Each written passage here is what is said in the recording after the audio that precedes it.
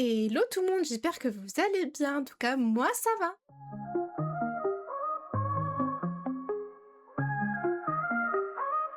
Aujourd'hui on se retrouve pour une nouvelle vidéo qui va être une vidéo présentation de Pelican Town. En français Pelicanville, c'est typiquement l'endroit où le joueur va emménager au début du jeu. Donc c'est une ville située dans Stardew Valley, et c'est l'endroit où la plupart des habitants vivent, mais aussi où la plupart des habitants travaillent et se rencontrent. Donc c'est là qu'il y a le plus de vie. Le maire de cette ville, c'est Lewis, mais on va découvrir que c'est le maire de cette ville depuis plusieurs années, mais il n'a pas eu de concurrence pour ce rôle depuis plusieurs années également. Donc il y a plusieurs passages pour entrer dans Pelicanville.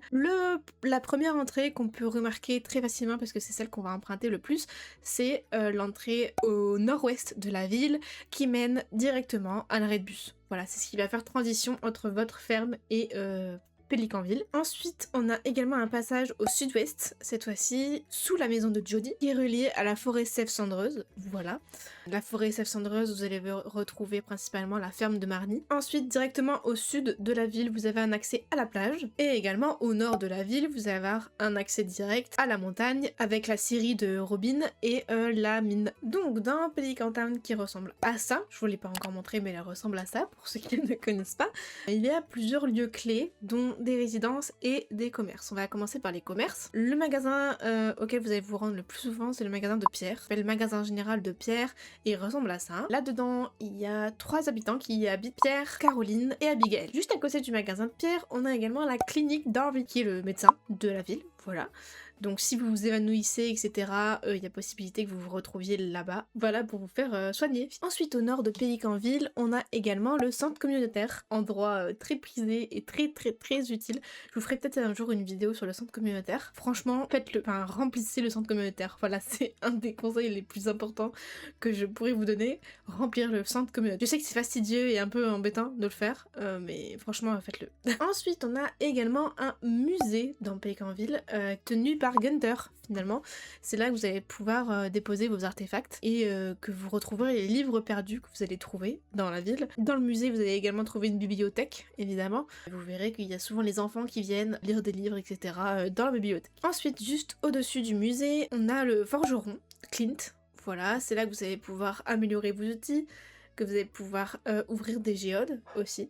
Donc, très utile, le forgeron, il se trouve juste au-dessus du musée à droite de la map. Et ensuite, encore au-dessus du forgeron, vous trouverez le magasin de Joja.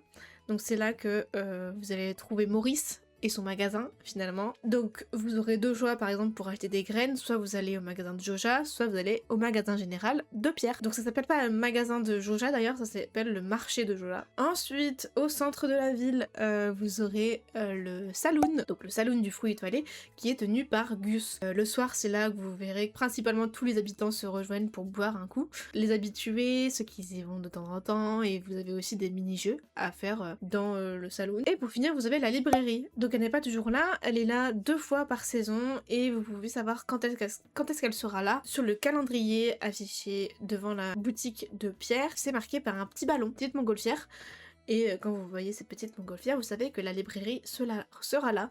La librairie, c'est là que vous pouvez acheter des livres, du coup, qui vont vous aider à avoir des compétences en plus ou améliorer certaines choses dans le jeu. Et au niveau des résidents qui habitent dans Pelicanville, on va d'abord avoir la maison de Alex, où il y aura donc Alex et ses 2 grands-parents, Evelyn et George. Donc Alex habite juste à côté du saloon du fruit étoilé. À côté de chez Alex, dans le voisin d'Alex, c'est Pam, finalement, dans sa petite caravane, avec Penny, sa fille. Ensuite, sous la maison d'Alex, on va retrouver le maire, monsieur Lewis, qui habite tout seul dans sa maison. Et ensuite, au sud-ouest, on va retrouver 2 maisons qui sont bien remplies, 2 petites familles finalement. La première maison, un peu bleue, c'est la maison de Jody. Jody qui est en couple avec Kent et qui a 2 enfants, Sam et Vincent. Et ensuite, leurs voisins, on va retrouver Emily et Hailey. Et donc voilà pour cette petite vidéo sur les principaux lieux clés de Pelican Town. J'espère que ça vous aura plu et ça vous aura aidé. Dites-moi si vous voulez une vidéo spécifique sur, par exemple, chaque commerce, qu'est-ce qu'ils apportent, qu'est-ce qu'ils vendent, à quoi ils servent, etc. Donc un truc un peu plus précis et plus long, du coup. Voilà, j'espère que ça vous aura plu. Je vous fais de gros bisous. N'hésitez pas à vous abonner, à liker et à partager la vidéo. Et puis, on se dit à la prochaine. Bye!